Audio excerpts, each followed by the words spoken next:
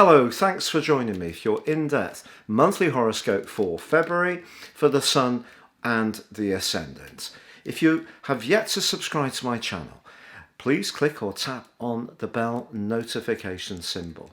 If you'd like to talk to me directly, you can do so on Twitter, or if you'd like a one-to-one consultation, please see the link beneath this video and check out my testimonials.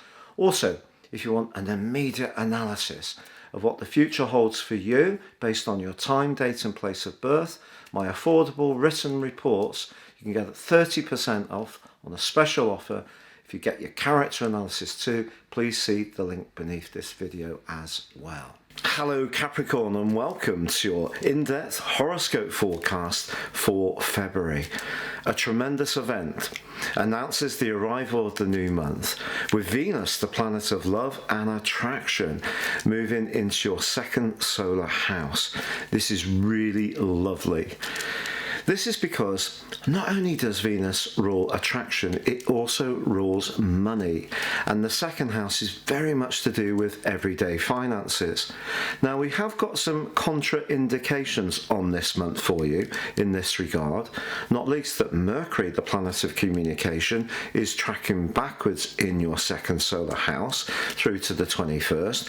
Your ruler Saturn, known to be quite stern, is also here, but you have the planet of growth, Jupiter, in the second house along with the lovely Sun. So what do we make of all of this?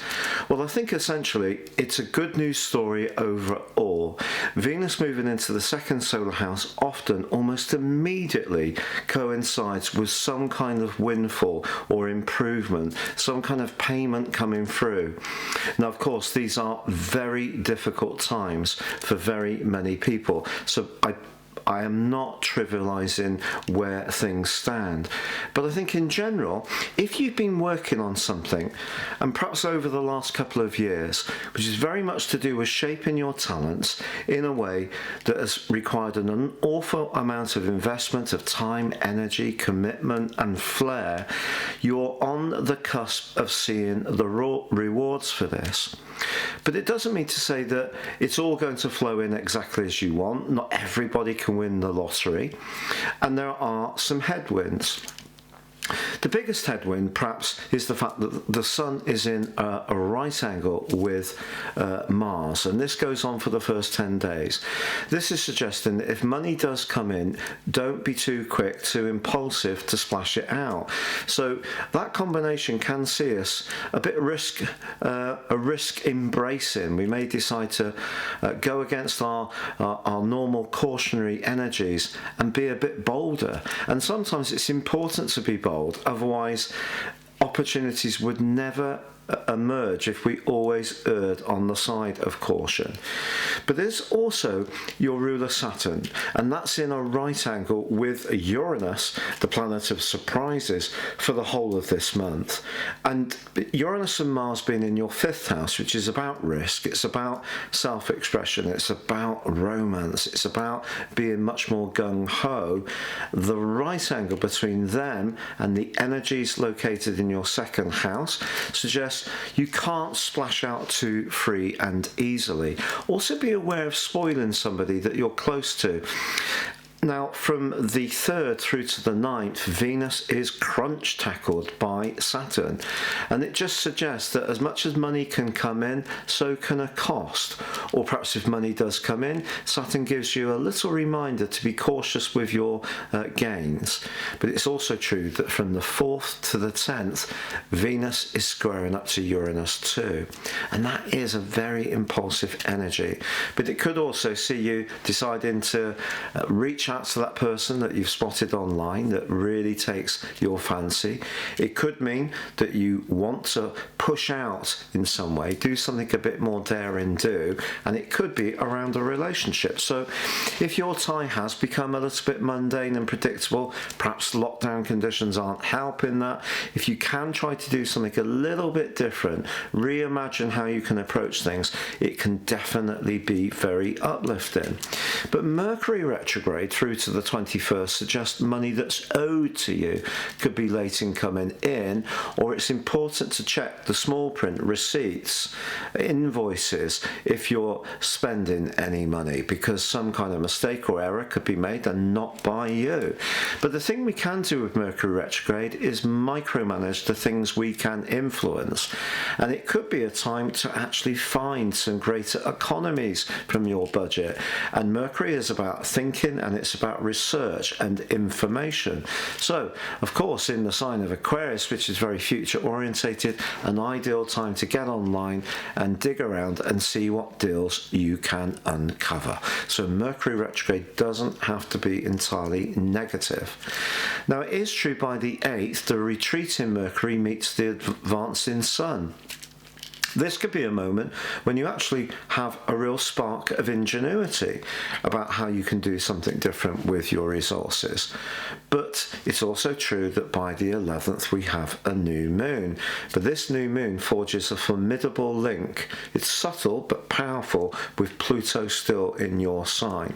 So that individual drive that you've been developing to change elements of your existence over the last few years, it's given an opportunity to manifest some kind of result in the following month. So that's a really important new moon.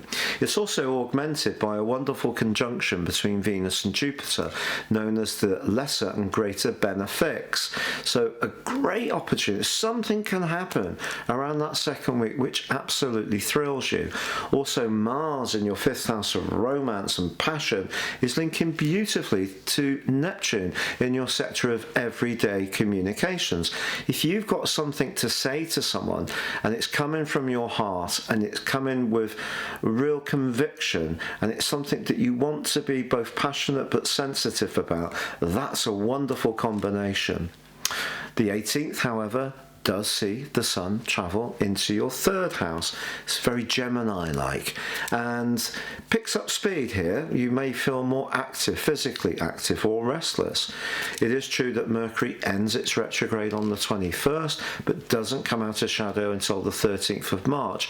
So if you are juggling some resources, a bit like the Temperance card in the tarot, or you're needing to be a little bit more nimble on your feet in managing your budget, it may run on a little further, but I still think some financial fortune can come your way this month.